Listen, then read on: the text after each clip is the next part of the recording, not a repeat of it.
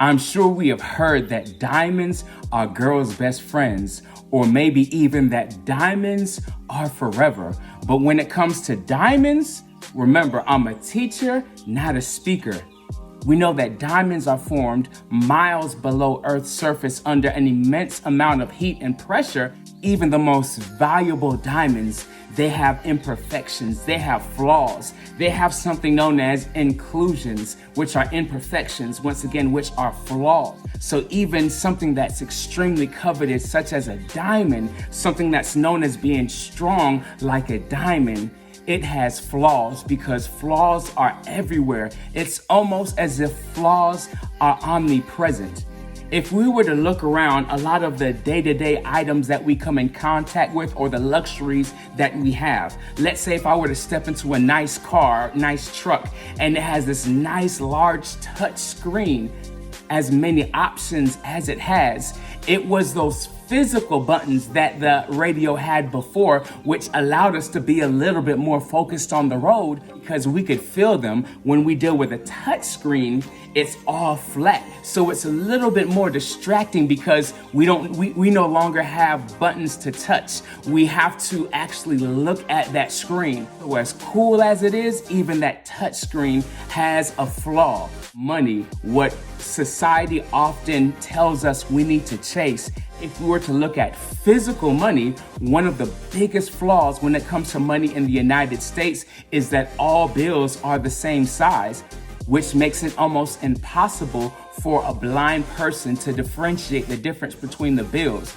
Did you know that across the globe, many countries, their bill notes, they come in different sizes based off of their value, and some of them even have Braille. So when it comes to money, as much as we would love to have it, it too has its flaws. When it comes to even attaining money, a lot of people would love to be wealthy, but if you were a wealthy person, you would realize some of the challenges.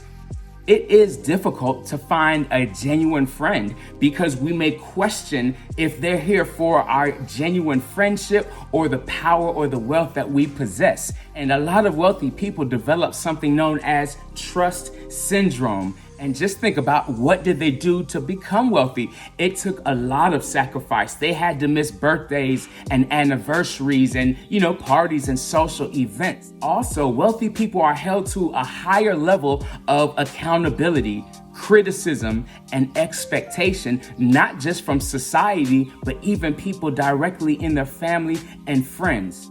Let's say if you or I were to get one of my dream cars, a Bugatti, and this Bugatti, as fast as it goes, if I were even given a Bugatti, could I handle the annual maintenance fee of around $100,000 a year?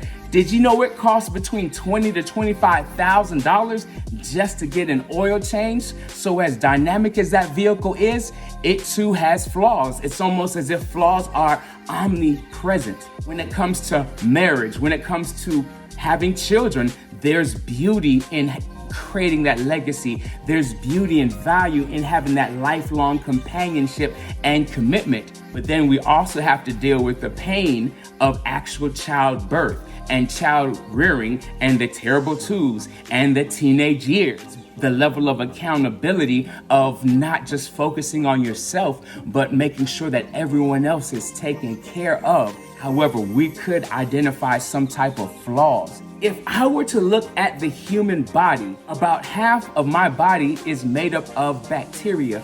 Did you know that the human body contains about 39 trillion bacteria cells, while it contains 30 trillion human cells?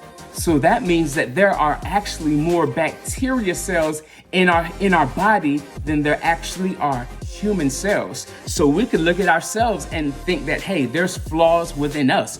Flaws are everywhere. Flaws are omnipresent. Flaws could be found everywhere, just like germs. We still place a lot of value in our life. If we look at the ratio of bacteria cells compared to human cells, we still want to thrive. We still want to excel. We still want to continue living this beautiful thing called life. There is uniqueness even in flaws. There's an entire Japanese art form that focuses on flaws. and each broken piece is joined together using platinum, silver, or gold. So this entire Japanese art style focuses on flawed pottery, but once it's mended back together, each piece is unique, and the overall finished product actually has more value than when it originally started. So even though flaws may appear to be everywhere, I'll simply say this: we have the ability to control where we look. We have the ability to determine where do we focus our energy and efforts. And just remember, just because society says that it has flaws, that does not mean that any value has been lost. Remember, I'm a teacher, not a speaker, and I want you to have an amazing day.